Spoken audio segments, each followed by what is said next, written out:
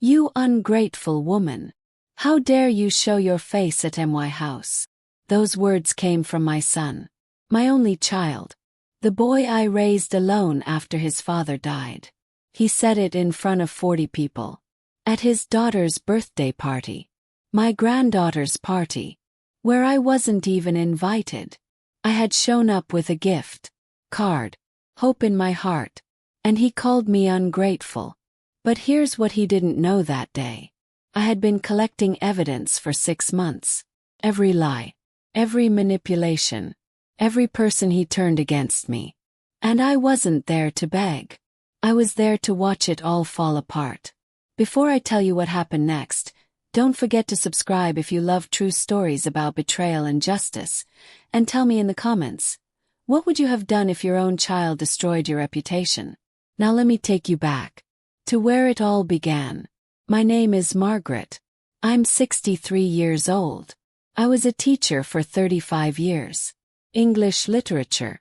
I taught kids how to read Steinbeck and Hemingway. How to think critically. How to see through lies. Ironic, isn't it? Because I didn't see my own son's lies coming. David is 38 now. He's my only child. His father, Robert, died when David was 12. Heart attack. Sudden. Devastating. After that, it was just the two of us. I worked 2 jobs to keep David in private school. I paid for his college, his first car, his wedding. I wasn't rich. But I gave him everything I had. And he grew up to be successful. At least on paper. He's a real estate agent. Makes good money. Big house in the suburbs. Beautiful wife, Monica. 2 kids, Emma, who just turned 7, and Jake, who's 10. From the outside, he had the perfect life. But inside, David was always entitled. He believed the world owed him something. That his success was entirely his own doing. He forgot who paid for the education that got him there. Still, we were close. Or so I thought. I visited every Sunday. Brought cookies for the kids. Helped Monica with gardening. David called me Mom with a smile. But 6 months ago something changed. Started small. David stopped answering my calls. First I thought he was busy. Real estate is demanding. Understood. Then Monica stopped responding to my texts. The Sunday visits. Cancelled. We're busy, Mom. Maybe next week. Next week never came. Then I started hearing things. My sister Linda called me one evening. Her voice was tight. Uncomfortable. "Margaret, I need to ask you something. Did you really tell David that Monica wasn't good enough for him?" Froze. "What? Oh, I never said that. I love Monica." Linda was quiet for a moment. "Well, that's what David told Richard. He said you've been making cruel comments about her for years." I felt my stomach drop. "Linda, that's not true. I would never." "I believe you," she said quickly. "But Margaret, he's saying a lot of things. And people are listening." That's when I realized. David wasn't just avoiding me. He was destroying me. Over the next 2 weeks, I learned the full scope of it. David told his wife's family that I was controlling and manipulative. He told our church group that I had borrowed money from him and never paid it back. Lie. I never borrowed a cent. He told his co-workers that I was bitter and jealous of his success. He told the kids' teachers that I was unstable and shouldn't be trusted alone with Emma and Jake. And the worst part, people believed him. Because why would a son lie about his own mother? I tried to reach out. I sent David a text. "Can we talk? Please. I don't understand what's happening." He replied 3 days later. "You know exactly what you did. Stay away from my family." I didn't know. Had no idea. So I did something I hate doing. I showed up at his house. Monica answered the door. She looked at me like I was a stranger. "Margaret, you can't be here." "Monica, please. I just need 5 minutes." I don't understand what I did wrong. She glanced behind her. Nervous. David doesn't want to see you. And frankly, neither do I. What did I do? Yes. My voice cracked. I hated that. Monica's face hardened. You know what you did. You've been toxic for years. We're protecting our children from you. And she closed the door. I stood there for a full minute. On the porch of the house I helped them buy. Locked out. That night I cried. I'll admit that. But the next morning, I stopped crying. And I started thinking. Here's what I realized. David wanted me to fight back.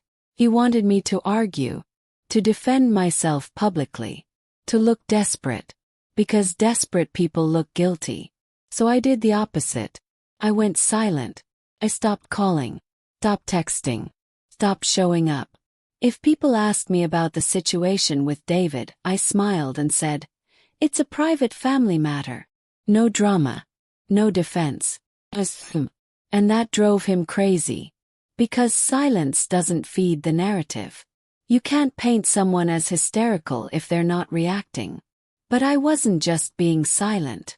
I was watching. I started keeping a journal. Dated entries. Every lie I heard I wrote down. Who said it? When? Where? I saved every text message. Every voicemail. I reached out to a lawyer. Not to sue. Just to understand my options. And then I did something David never expected. I hired a private investigator. Not to stalk him. But to document the truth. Because here's the thing about liars. They get comfortable. And comfortable people make mistakes. The investigator's name was Carla. Mid-50s. Former cop. No nonsense. I gave her one instruction. Find out why. Why would my son destroy me like this? Took her 3 weeks. And when she called me with her findings, everything made sense. David was in financial trouble. Serious trouble. He had been living beyond his means for years. The big house. The luxury cars. Private schools. He owed over $200,000 in credit card debt. And he had taken out a second mortgage without telling Monica. But here's the kicker. He had asked me for money 6 months ago. Said no. Not because I didn't love him. But because I didn't have it. I'm a retired teacher. I live on a pension. And I told him the truth. David, I can't help you with this. But I can help you make a budget. Let's sit down and... He cut me off. Forget it, Mom. I'll figure it out myself. That's when it started. The lies. The isolation. The reputation destruction. Because if I was the villain, he could justify cutting me out completely. And if I was cut out, I couldn't ask questions. I couldn't see the financial collapse coming. I couldn't tell Monica the truth. He needed me silent. So he made me the monster. But Carla gave me more than just financial records. She gave me recordings. David had been bragging to his friends. A bar. Loud. Drunk. I had to get rid of my mom, he said. She was always in my business. Now Monica thinks she's crazy. Problem solved. Carla caught it all on audio. Clear as day. And just like that, I had my ammunition. I waited for the right moment. I didn't want to confront David privately. That would give him a chance to spin it. I needed witnesses. So when Emma's 7th birthday party invitation appeared in my mailbox, addressed to occupant, not grandma, I knew. This was it. I wasn't invited. But the house number was right there. I showed up anyway. I wore my best dress. Hair done. Smile. I walked up the driveway holding a wrapped gift and a card. David saw me through the window. I watched his face go from shock to rage in 2 seconds. He stormed out the front door.